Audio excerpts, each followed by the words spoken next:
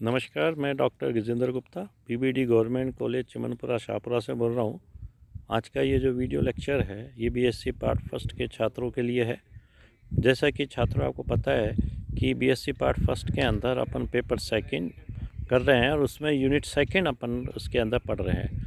आज जो मैं जिस टॉपिक पे आपको ये वीडियो लेक्चर बताऊंगा वो है आवेश वितरण के आघूर्ण से संबंधित या मोमेंट्स ऑफ चार्ज डिस्ट्रीब्यूशन के नाम से जिसको कि अपन जानते हैं।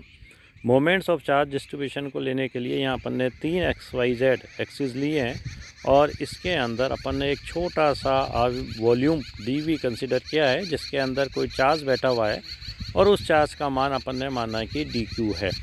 और इस आयतन अल्पांश dV में आवेश की जो मात्रा है dQ उसको मैं इस तरह से निकाल सकता हूँ, रो इंटू dV से बता सकता हूँ। रो जो है एकांक आयतन पर उपस्थित आवेश का मान है। तो यहाँ छात्रों dV आयतन अल्पाश में स्थित आवेश के कारण अगर बिंदु जो P है जो कि Z अक्ष पर बैठा हुआ है, इस बिंदु P पे विभव का मान अगर अपन निकालें तो इस पे विभव के मान को अपन d phi is equal to 1/4 pi epsilon dQ upon A के द्वारा बता सकते हैं अपन। और ये समीकरण यहाँ से dQ की वैल्यू रख दें रो dV तो ये अपने को समीकरण 1 जो है अपने को प्राप्त होती है। संपूर्ण बंद निकाय के द्वारा बिंदु P पर जो कुल विभव है उस कुल विभव को अपन जो है फाई इसका इंटीग्रेशन कर लिया समीकरण 1 का, तो P बिंदु पे अपन को ये जो बंद निकाय है पूरे के द्वारा कितना विभव उत्पन्न होगा वो विभव अपन जो है इसमें प्राप्त कर सकते हैं। और इसका मान जो है 1/4 pi epsilon integration rho dV upon A के द्वारा बताते हैं जो समीकरण सेकेंड आ गई। अगर इस चित्र को देखें अपन छात्रों तो चित्र A की ज्यामिति से अपन ये कह सकते हैं जो भी ट्रायंगल बन रहा है उसके इस ज्यामिति से अपन कह सकते हैं कि A square is equal to R square plus small are square minus 2r small are cos theta small r और कैपिटल आर के बीच का एंगल है। इस ए स्क्वायर से अपन इसको सॉल्व करें छात्रों तो 1/a का मान निकाल सकते हैं और 1/a का जो मान आएगा वो is equal to 1/r bracket 1 plus small are square upon capital R square minus 2 small are cos theta upon capital R की पावर -1/2 आएगी ऊपर। और ये समीकरण 3 के द्वारा अपन बता सकते हैं।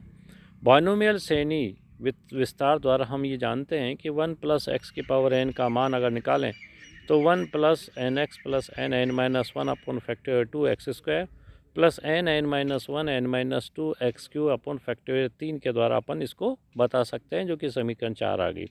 समीकरण 3 को उपरोक्त समीकरण की सहायता से अगर लिखने की कोशिश करूँ मैं तो ये समीकरण इस तरह से लिखी जाएगी 1/a is equal to 1 capital R और ये सारी इक्वेशंस इसके अंदर आ जाएगी। इस इक्वेशन को अगर अपन सॉल्व करते हुए जाएं तो अपने पास लास्ट में समीकरण 5 मिलती है। यहाँ छात्रों मैंने एक एक स्टेप को सॉल्व किया है इसलिए आपको इसको समझने में कहीं कोई दिक्कत नहीं होगी। और आप मेरे जो नोट्स है अपने व्हाट्सएप ग्रुप पे जो बना हुआ है उस पर भी आप इसको देख सकते हैं, वहाँ भी मैंने इसको शेयर कर रखे हैं। समीकरण 5 को समीकरण 2 में अगर रखा जाए तो अपने को फाई की वैल्यू निकल के आ जाती है।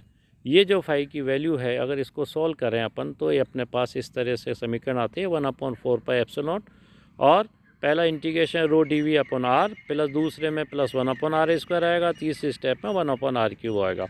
इन उपरोक्त समीकरण को हम अलग अलग रूप से इस तरह से भी लिख सकते हैं कि P0 is equal to integration rho dV P1 का मान क्या होगा और P2 का मान क्या होगा। P0 P1 और P2 के मान को अपन उपरोक्त समीकरण में रख दें तो फाई की वैल्यू अपने पास समीकरण 7 के अनुसार बताई जा सकती है। इस समीकरण 7 का हम छात्रों जो कि विभव आ गया अपने पास किसी भी एक बंद निकाय के द्वारा किसी अक्ष के किसी बिंदु P पर जो कि r दूरी पर बैठा हुआ है उस पर उत्पन्न होने वाले विभव को बताता है।